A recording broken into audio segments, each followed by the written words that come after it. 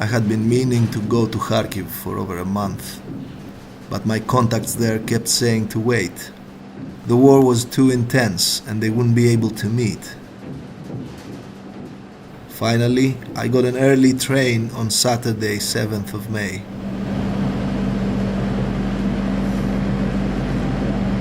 The Russian forces had been pushed back just enough for their artillery to be out of range, and that was a game changer for the city. I had arranged to stay at a local bar called Switch, which had been turned into a shelter and volunteer center. It represented one of the most hopeful phenomena on the ground of Ukraine: spontaneous self-organized solidarity. But I also had contacts from another, bigger scale volunteer organization, as well as with some people from the drone division. As soon as I arrived in Kharkiv, the vigorous mobilization of various volunteer organizations was evident. Приветствую, меня зовут Денис, я представитель организации Rescue Now и Kharkiv Help. Сегодня мы на ЖД-вокзале выгружаем гуманитарную помощь для наших военных, а также гражданских, которые остались в городе. Ситуация стала чуть-чуть проще, но город продолжают обстреливать. Ситуация с едой до сих пор остается немного напряженной, но благодаря нашим западным партнерам, благодаря людям в глубоком тылу Западной Украине, еда приезжает, амуниция, медикаменты, поэтому Харьков держится. Все буде Україна. So, welcome to our Switch organization of volunteer. And here's our building. And now we will go to shelter. We will be not so loud because there are still some sleepy volunteers who worked at night.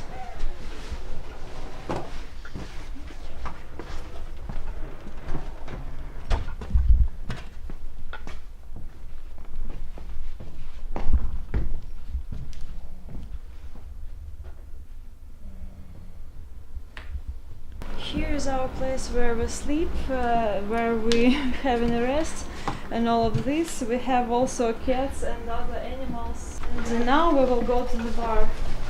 The volunteering action started from this bar, and this bar's owner started all idea of help. So my name is Bogdan Yurov.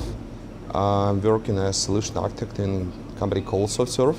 When the war has started, we have collectively decided to just go to this place and transform it into a shelter. So the idea is quite straightforward. Instead of running away or just hiding inside the apartments, we have decided to go here, grab all the friends, all the relatives, and prepare some shelter for everyone to be able to stay here while we try to understand what's going on. Starting possibly early March, everyone here was kind of volunteering. Instead of just trying to find a shelter, everyone was willing to simply stay here until Kharkiv is defended. So first time volunteering was everywhere here, and now we just work as a bar for volunteers for other centers that came here, take a cup of tea or coffee and just take a rest here. And next we will go to our billiard room. Now it's like open space for our call center and other workers. So as you can see, here are girls that works with calls. They receive calls. Oh, help me please, I need a food. Next we can go to kitchen, our heroic, brave kitchen and brave cookers that cook food not only for us but for the territorial defense and for militaries and for other shelters. And now we will go to a volunteering center. That is our volunteering center. You see volunteers that pack in packages that these packages will next be given to our drivers, and drivers will send them to people who really need help for now. And this is one of our drivers. He having a rest while our girls packing packages for him. Our leader of all this volunteering center of packaging, Irina. Hi, nice to meet you. I'm Alexis. I'm Irene. Can you tell me a little bit about your work? Yeah, we're helping people, you know. We created the system which helps us to help Kharkiv citizens. So we have an interactive map where we see all active orders. These orders are already packed, and these orders are being delivered right now, dark blue one. We have automatic system we have a call center where people leave requests. Each request appears here as a full data. Is it dangerous sometimes? To deliver to some areas, yeah, it happens. Well, like yesterday, the guys tried to deliver a package here, near Saltovka, and it's very edge of the city, and they get there and they saw that the building is on fire. It was quite obvious for us that we need to help anyone who requests help. So firstly it was neighbors coming here just asking for a place to stay. Then while we were going around the city, we've noticed that in subway there's lots of people just hiding without any food. In the early days of the war, when shelling was at its worst, many Kharkiv citizens flocked to subway stations for safety. In the beginning, the situation was dire, but all this widespread mobilization for aid and solidarity, including citizens' initiatives such as the Switch Bar, had managed to make the life of the people still living there somewhat easier. The situation is for me very good here. There are many people certainly, but we have what eating. The meal is very nice, very good. Meat and fruits and soups and cakes, all what we need.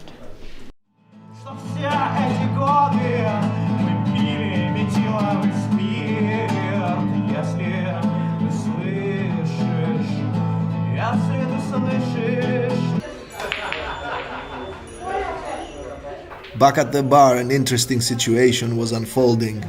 The Switch people had organized a party after the workday and were expecting visitors from other volunteer organizations.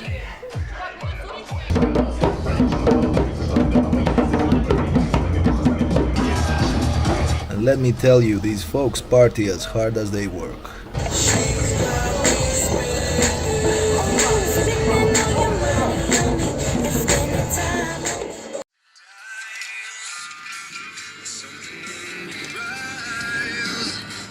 After managing to overcome my hangover, I met up the next morning with the people from the drone unit. I took a ride with them around the city. Their commander wanted to show me residential areas that had been bombarded. Обычный жилой квартал. Это не occupation, это уничтожение всего. Это не военный объект. Здесь не было наших украинских солдат. Do we know what hit here? It was mortar probably, yes? Mortar. Big mortar.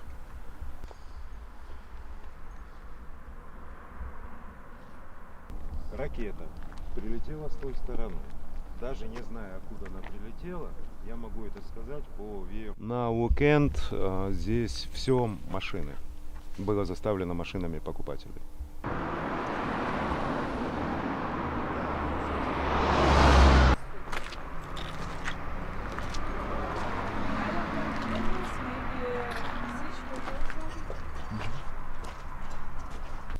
Fucking Putin.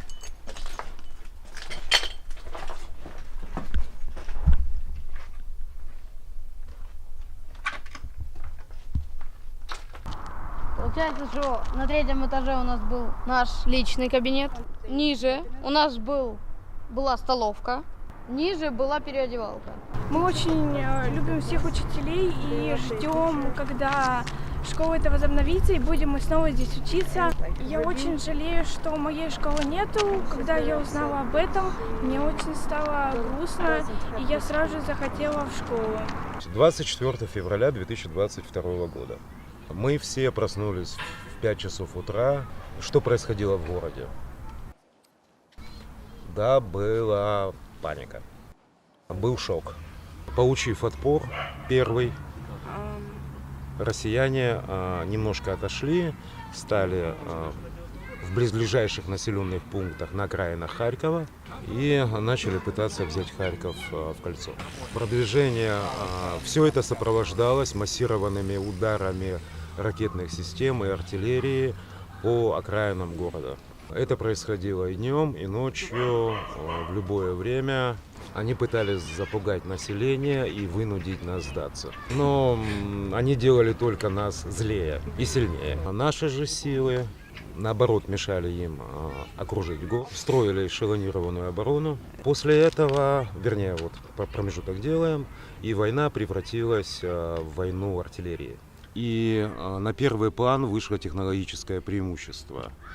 У них много танков, у них много пехот, и их авиация владеет небом. Учитывая, что небо занято их авиацией, мы ответили дронами.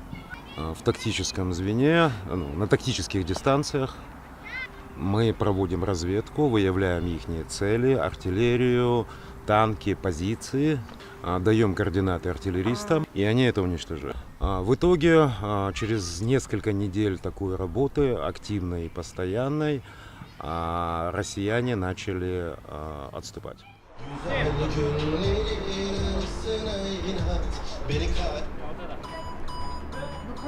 After the 9th of May and the threat it represented as a potential date for bombardment, I arranged to meet with this bigger volunteer organization called DIA.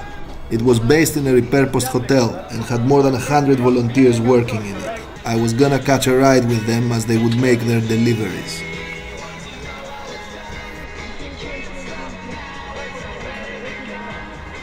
My name is Alex, and I'm the head of this organization, and today I want to show you how we work.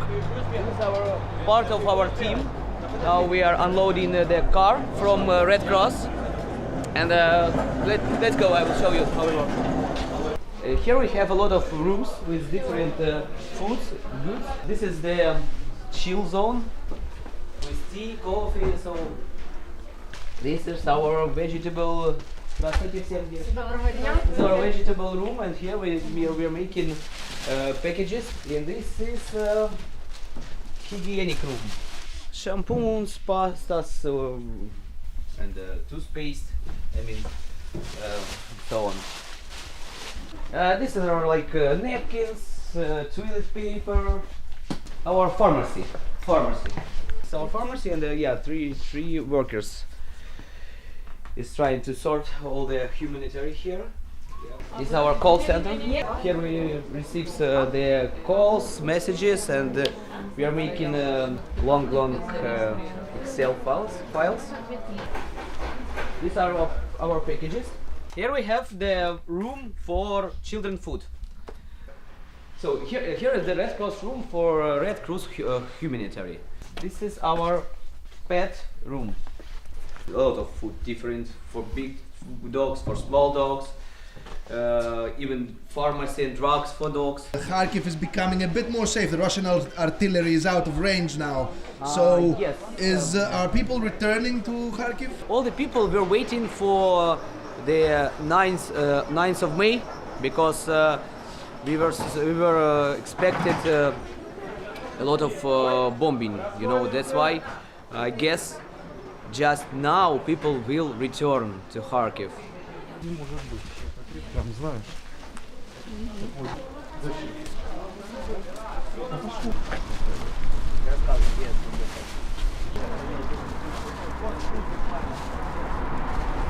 This is our one of volunteers' cars, and while he was bringing address delivery in the northern Saltovka, you see there was a missile attack, and the parts of of missiles.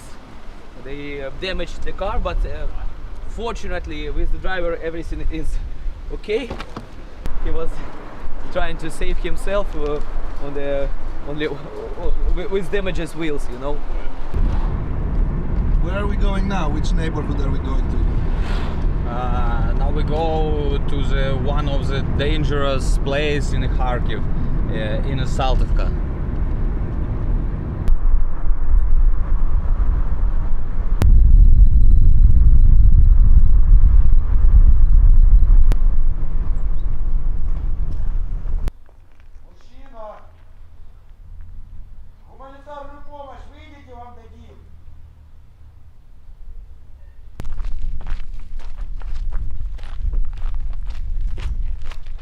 Повезло. Супер. Спасибо, ребят. Гуманитарная помощь. Слава Украине, ребят. Героям слава. And it was first days of war when these buildings suffered from Russian occupation. Now we go to the house my grandmother because just I seen it will be boom in your house, so I won't see damage. On the second floor lived my grandma, so his house is broken. Now I called my mom to say what happened. Без пожара это самое. In this house lived my brother, and about 2 or 3 weeks ago it's happened. You can see first, second, third, 4 and 5 floor are disappear.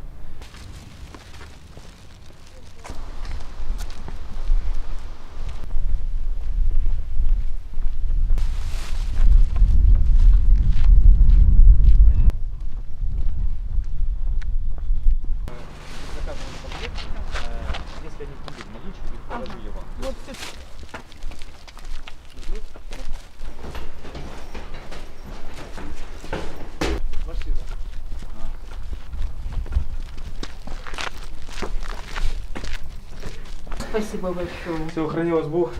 Спасибо большое. Спасибо. Хорошего дня. Да.